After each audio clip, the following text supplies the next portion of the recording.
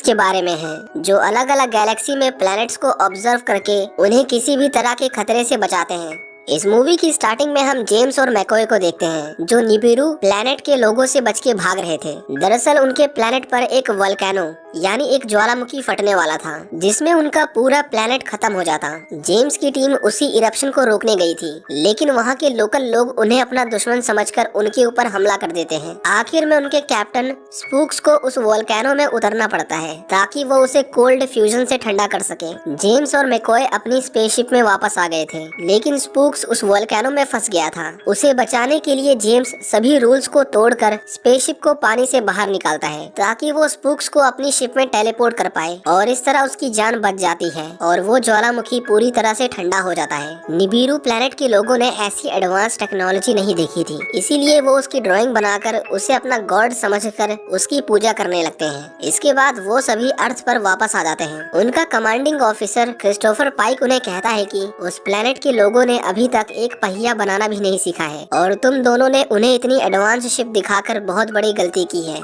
इसीलिए वो जेम्स को उसकी पोस्ट से हटा देते हैं और स्पूक्स का किसी दूसरे शिप में ट्रांसफर कर देते हैं। दरअसल उनकी रिपोर्ट में स्पूक्स नहीं लिखा था कि उन्होंने रूल्स को तोड़ा है, क्योंकि उनकी स्पीशीज के लोग कभी झूठ नहीं बोला करते थे। जेम्स उसके ऊपर गुस्सा करता है, लेकिन ये ऑर्डर्स ऊपर से आए थे, इसीलिए वो कुछ नहीं कर पाते। इसके बाद हम एक आदमी को देखते हैं जिसकी बेटी कैंसर से मर रही थी। उसके पास एक आदमी आता है, वो कहता है कि मैं तुम्हारी बेटी को बचा सकता हूँ, लेकिन तुम्हें मेरा एक काम करना होगा। वो उसे अपना खून देता है जिसे वो अपनी बेटी की बॉडी में इंजेक्ट कर देता है और वो देखता है कि वो ठीक होने लगी है। इसके बाद वो स्टार फ्लीट के हेडक्वार्टर में जाता है और अपने वादे के अकॉर्डिंग वहाँ पर एक बहुत बड़ा एक्सप्लोजन कर देता है जिसमें उसके साथ साथ बहुत सारे लोग मारे जाते हैं। इसके बाद एक इमरजेंसी मीटिंग बिठाई जाती है और उन्हें पता लगता है कि ये सब हैरिसन नाम के एक आदमी ने किया है। वो कौन था, उसने ऐसा क्यों किया, उन्हें कुछ पता नहीं था, लेकिन तभी उनके ऊपर हमला होता है। जेम्स देखता है कि हैरिसन ही उनके ऊपर हमला कर रहा था। वो उसके फाइटर प्लेन को खराब कर देता है,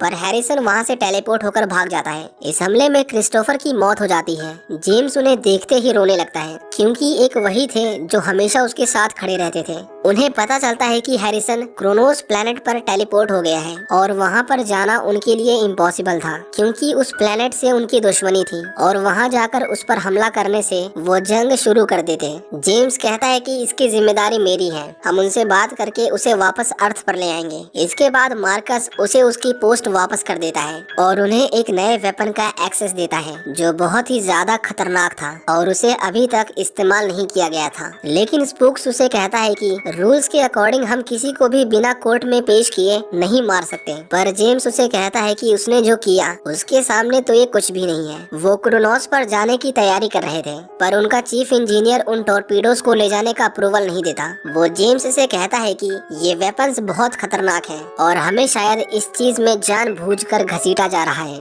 वो कहता है कि मैं अपनी पोस्ट से रिजाइन दे रहा हूँ, क्योंकि मैं तो इसका अप्रूवल नहीं दे सकता। जेम्स उसके रिजाइन को एक्सेप्ट कर लेता है। वो सभी क्रोनोस प्लैनेट की ओर जाते हैं, लेकिन जेम्स अपनी क्रू की जान दांव पर नहीं लगाना चाहता था, इसीलिए वो सिर्फ कुछ लोगों के साथ उस प्लैनेट में एंटर करता है। उन्हें हैरिसन की लोकेशन मिल गई थी। वो उसे वार्निंग देते हैं कि अगर उसने सरेंडर नहीं किया तो वो उसके ऊपर टॉर्पीडो से हमला करेंगे। जेम्स जैसे ही नीचे आता है, क्रोनोस के लोग उस पर हमला करते हैं और उसे शिप को लैंड करने का ऑर्डर देते हैं। यूहुरा कहती है कि मुझे उनकी भाषा आती है, इसीलिए मैं उन्हें एक बार समझाने की कोशिश करूंगी। इसके बाद यूहुरा उनसे बात करती है। उनका लीडर कहता है कि हम इंसानों की मदद क्यों करें। वो उसे मारने वाला था, लेकिन तभी उनके बीच में गोलीबारी शुरू हो जाती है। उनके बीच में कोई था जो क्रूनन्स को मार रहा था। वो कोई और नहीं बल्कि हैरिसन था और वो खुद को सरेंडर करने आया था। जेम्स उसके ऊपर अपना गुस्सा उतारता है, पर उसे एक खरोच भी नहीं आती। वो अपने स्पेसशिप में वापस जाते हैं, पर उसमें कोई खराबी के चलते वो स्टार्ट नहीं हो पाता।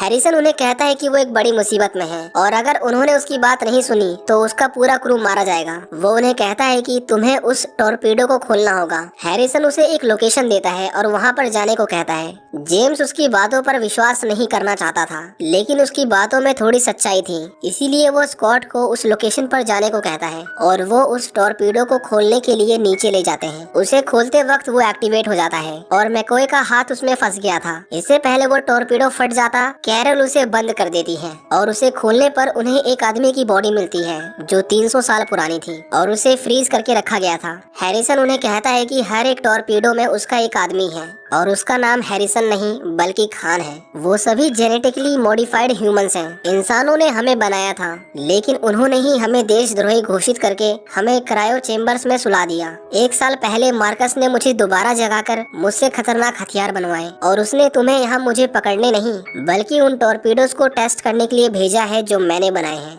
तभी उनके सामने एक शिप आता है। उसके अंदर मार्कस था।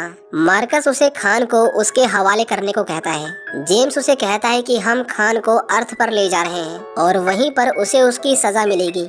वो अर्थ की ओर अपनी शिप को ले जा रहे थे पर मार्कस उनका पीछा करता है और उनके ऊपर हमला करता है और उसके कई लोग स्पेस में मारे जाते हैं। कैरल मार्कस की बेटी थी। वो उसे ये सब रोकने को कहती है लेकिन मार्कस उसे अपने शिप में टेलीपोर्ट कर लेता है। जेम्स उसे कहता है कि अगर तुम्हें खान चाहिए तो हम उसे छोड़ देंगे पर वो उसके क्रू को कुछ ना करे। लेकिन मार्कस उसे कहता है कि मैंने तुम लोगों को यहाँ पर मरने के लिए ही भेजा था। वो उन्हें खत्म करने वाला था पर तभी उनकी स्पेसशिप काम करना बंद कर देती है क्योंकि उसके अंदर स्कॉट था। खान ने जो लोकेशन बताई थी वो मार्कस के स्पेसशिप की थी। अब उन्हें सोचने के लिए थोड़ा और टाइम मिल गया था। जेम्स डिसाइड करता है कि वो खान के साथ मार्कस के शिप में जाएगा। स्पूक्स उसे खान को ले जाने से मना करता है क्योंकि उसके ऊपर भरोसा नहीं किया जा सकता था पर जेम्स के पास और कोई ऑप्शन नहीं था। वो खान को अपने साथ चलने को कहता है और बदले में वो उसके क्रू मेंबर्स को आजाद कर देगा। खान स्कॉट को स्पेसशिप के डोर ओपन करने को कहता है और वो दोनों अपनी स्पेसशिप से जंप लगा देते हैं। स्कॉट उस गेट को खोलने ही वाला था कि तभी मार्कस के आदमी उसे पकड़ लेते हैं लेकिन वो दोनों गेट के बहुत पास थे। अगर वो गेट नहीं खोलता तो वो बाहर ही जमकर मर जाते। स्कॉट गेट को खोल देता है और वो सोल्जर वैक्यूम की वजह से बाहर फेंक उठता है। वो दोनों अब अंदर आ चुके थे। उनके पास फ्यूचर को भी देखने की टेक्नोलॉजी थी। स्पूक्स अपने ही ओल्ड वर्जन से बात करता है और उससे पूछता है कि खान कैसा आदमी है और वो उसे कहता है कि खान पर भरोसा नहीं किया जा सकता क्योंकि अगर उसे जरूरत पड़ी तो वो किसी को भी मार सकता है। खान उनके कंट्रोल रूम में पहुंचता है पर जेम्स उसे शूट करके बेहोश कर देता है। वो मार्कस को सरेंडर करने को कहता है लेकिन वो कहता है कि जिस प्लेनेट के लोगों को तुमने अभी मारा है वो जल्दी ही इंसानों पर हमला करेंगे और अगर मैं अरेस्ट हो गया तो तुम लोगों को कौन लीड करेगा। इसी बीच खान जेम्स को मार मार कर अधमरा कर देता है और वो मार्कस के सिर को अपने हाथों से दबाकर फोड़ देता है। खान कहता है कि वो उसके सभी क्रू को उसकी शिप में ट्रांसफर कर दे नहीं तो वो उनके शिप को डिस्ट्रॉय कर देगा। स्पूक्स को लगा कि वो ऐसा नहीं करेगा नहीं तो उसके लोग भी मारे जाएंगे जिस पर खान उसे कहता है कि उसके लोग बिना ऑक्सीजन के भी जिंदा रह सकते हैं इसीलिए मैं तुम्हारे ऑक्सीजन टैंक को डिस्ट्रॉय कर दूंगा और जब तुम्हारे लोग दम घुटने से मर जाएंगे तो वो अपने लोगों को वहां से निकाल लेगा। उसे लगा कि यहाँ तो हर तरफ से वो मारे जाएंगे और इसीलिए उसे खान की शर्त को मानना पड़ता है। वो सभी क्रू मेंबर्स को खान की शिप में टेलीपोर्ट कर देता है। बदले में खान भी उन्हें जेम्स को वापस कर देता है लेकिन वो उन सब को एक साथ खत्म करने वाला था। वो उनके ऊपर मिसाइल्स की बारिश करने लगता है। उसके चेहरे पर जीत की खुशी थी पर तभी वो टॉर्पीडोज एक्सप्लोड करने लगते हैं क्योंकि स्पूक्स ने उन्हें एक्टिवेट कर दिया था पर उसमें से सारे क्रू को निकाल लिया था। खान का शिप डिस्ट्रॉय होने लगता है लेकिन उनका शिप भी कोई सेफ नहीं था। वो अर्थ की ग्रेविटी में फंस गए थे और अगर उनके इंजन स्टार्ट नहीं हुए तो उनकी अर्थ से टक्कर हो जाएगी। उसके ग्रेविटी इंजन्स फेल हो गए थे जिसकी वजह से वो सभी हवा में इधर उधर उड़ने लगे थे।